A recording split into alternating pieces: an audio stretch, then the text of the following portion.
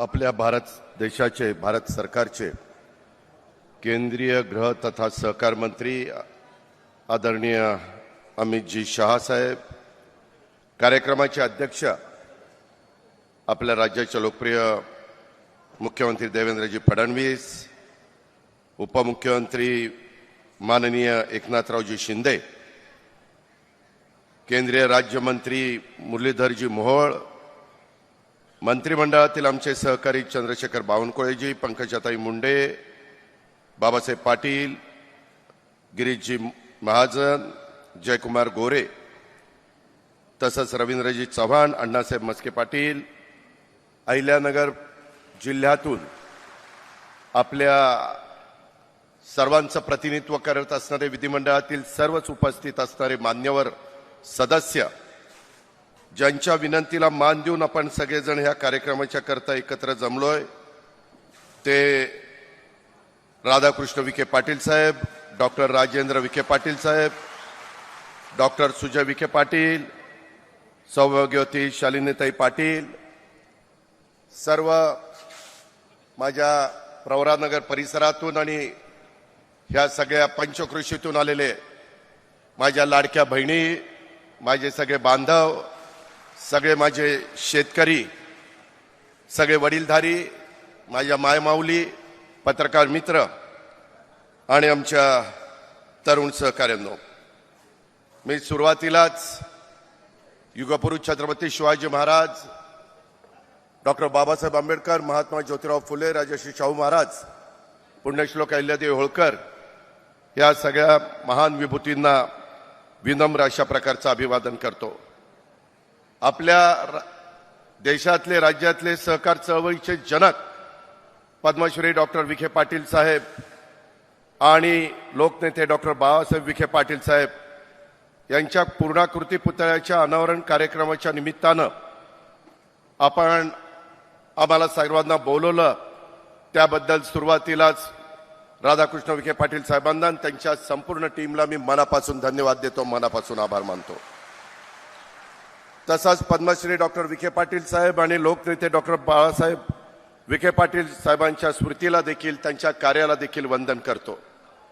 मित्रांनो, सहकार चळवळीच्यासाठी आयुष्य समर्पित करणाऱ्या पितापुत्रांच्या पूर्णाकृती पुतळ्याचं अनावरण आज देशाचे गृहमंत्री आणि देशाचे पहिले सहकार मंत्री अमितभाई शहांच्या हस्ते होत आहे.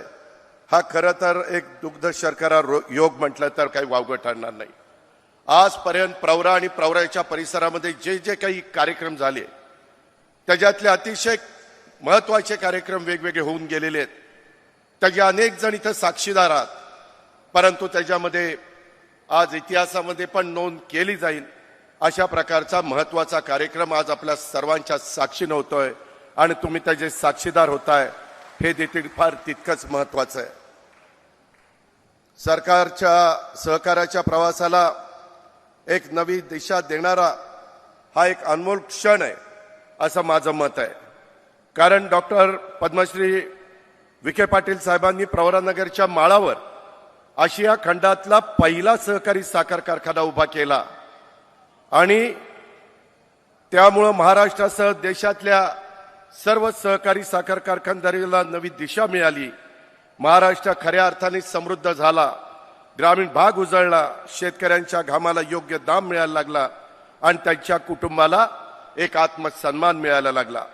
पण दुर्दैवाने महाराष्ट्राला समृद्ध करणाऱ्या या सहकारी साखर उद्योगाला 1985 पासून इन्कम टॅक्स प्राप्ती कर लावण्यात आला आणि अनेक वर्ष अनेकांनी प्रयत्न केले, मी देखील त्याचा साक्षीदार आहे. अनेक अर्थमंत्र्यांना आम्ही भेटलो, अनेक मान्यवरांना भेटलो, परंतु तो काही रद्द होत नव्हता.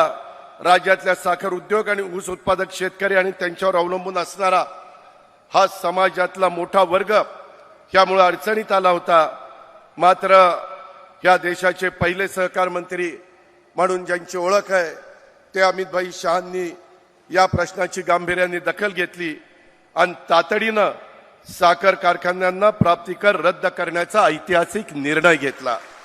या ऐतिहासिक निर्णयामुळे तुम्हा किती सभासदांना माहिती आहे, शेतकऱ्यांना माहिती आहे, मला माहिती नाही, परंतु 9,500 कोटी रुपयाचा इन्कम टॅक्स आपल्या ह्या साखर कारखानदारीवरचा माफ झाला आणि साखर उद्योगाला एक नवी संजीवनी मिळाली. लाखो ऊस उत्पादक शेतकऱ्यांच्या कष्टकऱ्यांच्याला दिलासा मिळाला. म्हणूनच पद्मश्री विठ्ठलराव विखे पाटील साहेबांच्या पूर्णाकृती पुतळ्याचं अनावरण हे देशाचे पहिले सहकार मंत्री अमितभाईंच्या शुभ हस्ते होत आहे. याला एक आगळं वेगळं महत्व आहे, कारण साखर उद्योगाचा पाया रचणाऱ्या सहकार मर्चींच्या पुतळ्याचं अनावरण अडचणीत सापडलेला साखर उद्योग वाचवणाऱ्या आदरणीय अमितभाईंच्या हस्ते होत आहे. सहकाराचा हा एक अद्भुत अशा प्रकारचा योग आहे. त्या हा क्षण म्हणजे सहकारातल्या शतकातलं एक सुवर्ण पान आहे असं म्हटलं तर काही वावगं ठरणार नाही. आपण सगळ्यांनी बघितलं, इथनं सुरुवात झाल्यानंतर चांद्यापासून बांद्यापर्यंत जिथे जिथं ऊस पिकतो तिथं तिथं सहकारी साखर कारखानदारी निघाली. बदल व्हायला लागला, आर्थिक सुबत्ता यायला लागली, शिक्षणाची दालनं त्या ठिकाणी खुली व्हायला लागली आणि त्याच्यातून तिथं एक वेगळ्या प्रकारचं चित्र निर्माण झालं. त्या काळात शेतकऱ्यांची स्थिती अत्यंत हलाखीची होती, परंतु त्यांनी त्या काळात ठरवलं की शेतकऱ्याला आपली ताकद ओळखायला लावायची आणि सहकार्याच्या माध्यमातून त्याला सशक्त करायचं. या विचारातूनच ह्या आपल्या आशिया खंडात पहिला सहकारी साखर कारखाना प्रवरानगरला उभा राहिला. हा कारखाना केवळ उद्योग नव्हता, तर तो ग्रामीण भारतातील परिवर्तनाचा एक आरंभ बिंदू होता. आणि आज तोच कारखाना विखे पाटील साहेबांच्या मार्गदर्शनाखाली, मग सुजय असेल किंवा बाकीची त्यांची टीम असेल, मी आता बघत होतो की आता तो कारखाना 10,000 टनांनी चालणार आहे. इथून पुढच्या काळामध्ये आपल्याला आहे त्याच्यातनं ऊसाचं उत्पन्न वाढवावं लागणार आहे. कालपासून अमितभाई शहासाहेब इथं आलेले आहेत. आम्हाला एकनाथरावांना, देवेंद्रजींना, सर्वांना सांगतायत की आहे त्या जमिनीवर कमी पाण्यामध्ये, कमी खतामध्ये तुम्ही ऊस जास्त काढायला शिका. एआयचा वापर करा. काय तुम्हाला मदत लागली तर मला सांगा, मी NCDC कडनं किंवा सहकार विभागाकडनं मदत करायला तयार आहे. त्याच्यामध्ये त्यांना हे सगळं क्षेत्र आहे त्या क्षेत्रामध्येच तणेश कसं काढता येईल हे आता सिद्ध झालेलं आहे. त्याचा वापर आपण केला पाहिजे. महायुतीच्या सरकारने यंदा जवळपास 500 कोटी रुपयाची तरतूद केलेली आहे. केंद्र सरकार देखील आज आपल्या मदतीला पुढे आलेलं आहे आणि अशा वेळेस शेतकऱ्यांनी गाफील राहता कामा नये. आता पूर्वीची आपल्या बापदादाची जशी शेती होती तशी शेती करून चालणार नाही.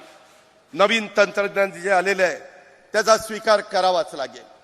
त्याच्याशिवाय आपल्या पुढच्या पिढीचं भलं होणार नाही. आणि त्याचबरोबर माननीय अमित शहा साहेबांनी हेही सांगितलं की तुम्ही आता जे बाय प्रोडक्ट आहेत ते तयार करण्याच्या करता देखील मी तुम्हाला मदत करतो.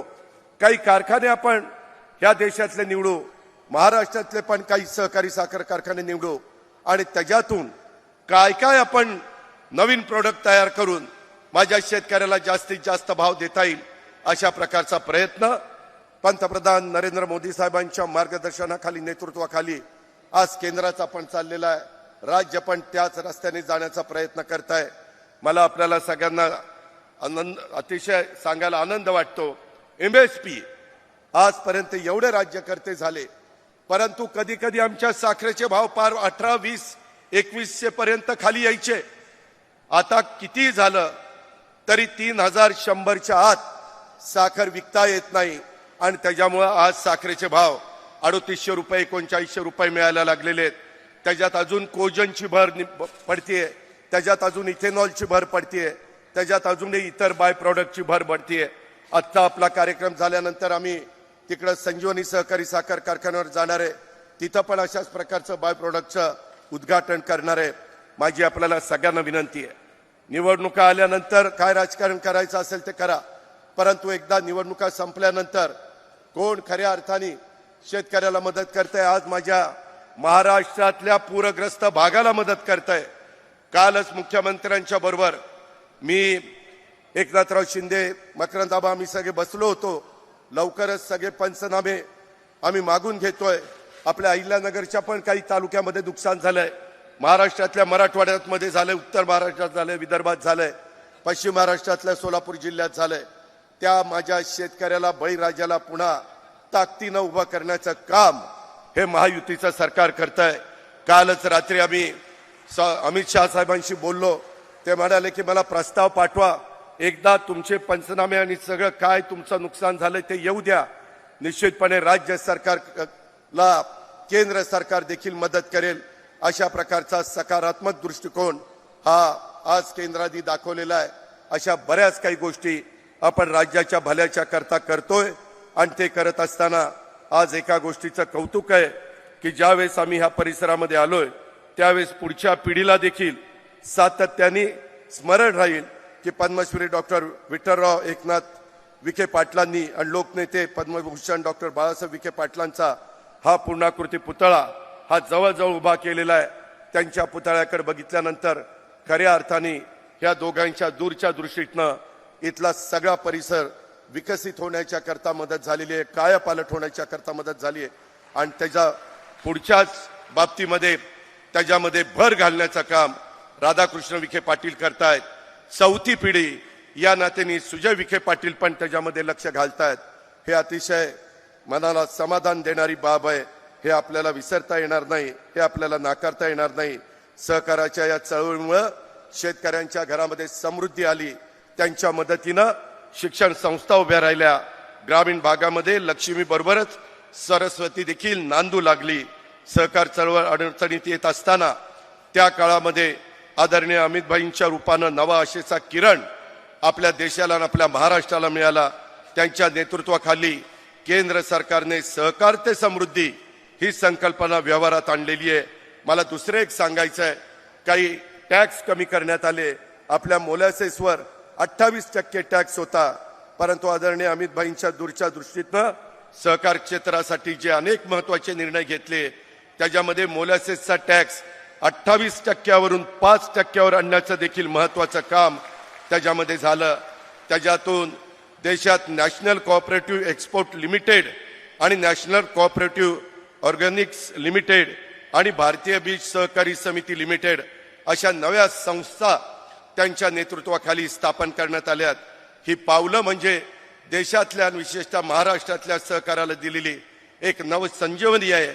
पद्मश्री विठ्ठलराव विखे पाटील साहेबांनी दाखवलेली ही वाट होती, त्याच वाटेने आज केंद्र सरकार चाललेलं आहे. हे आपल्याला सगळ्यांना लक्षामध्ये घेतलं पाहिजे. यंदा आंतरराष्ट्रीय सहकार वर्ष साजरं होत आहे. या पार्श्वभूमीवर आजचा हा सोहळा अधिक अर्थपूर्ण ठरतो. सहकार ही केवळ आर्थिक यंत्रणा नाही, तर ती एक मानवी भावना आहे. एकत्र येऊन उभं राहण्याची आणि एकमेकांना उभं करण्याची ही भावना विखे पाटील कुटुंबानं आयुष्यभर जपली आणि त्याच्या पुढे देखील जीवापाड ते जपण्याचा प्रयत्न करतायत. त्याला आशीर्वाद देण्याचं काम, त्याला भरभक्कम पाठिंबा देण्याचं काम आपण सगळ्यांनी ह्या निमित्तानं करावं अशा प्रकारची विनंती मी करतोय. सहकारामुळे ग्रामीण भारताचा चेहरा मोहरा बदलला आहे. सहकार म्हणजे फक्त संस्था नाही, तो एक संस्कार आहे. सहकारात मी नाही तर आपण आहे, हीच सहकाराची खरी ओळख आहे आणि तीच महाराष्ट्राची खरी ताकद आहे. आज आदरणीय अमितभाईंच्या नेतृत्वाखाली देशातलं सहकार क्षेत्र सुद्धा नव्या युगामध्ये प्रवेश करत आहे आणि हा सहकार म्हणजे आत्मनिर्भर भारताच्या दिशेनं टाकलेलं एक बलशाली पाऊल आहे. आज सहकार भूमीवर उभं राहून आपण पद्मश्री विठ्ठलराव विखे पाटील आणि बाळासाहेब विखे पाटील या दोन महामानवांच्या कार्याला वंदन करूया आणि त्यांच्या कार्यातून प्रेरणा घेऊन सहकाराच्या या मशालीला आणखी उजळूया. महाराष्ट्राला अधिक बलशाली, आत्मनिर्भर आणि समृद्ध बनवूया अशा प्रकारचं आव्हान मी या निमित्तानं करतो आणि थांबतो. पुन्हा एकदा राधाकृष्ण विखे पाटील आणि त्यांच्या सगळ्या मान्यवरांना मनपूर्वक धन्यवाद देतो. जय हिंद, जय महाराष्ट्र, जय सहकार.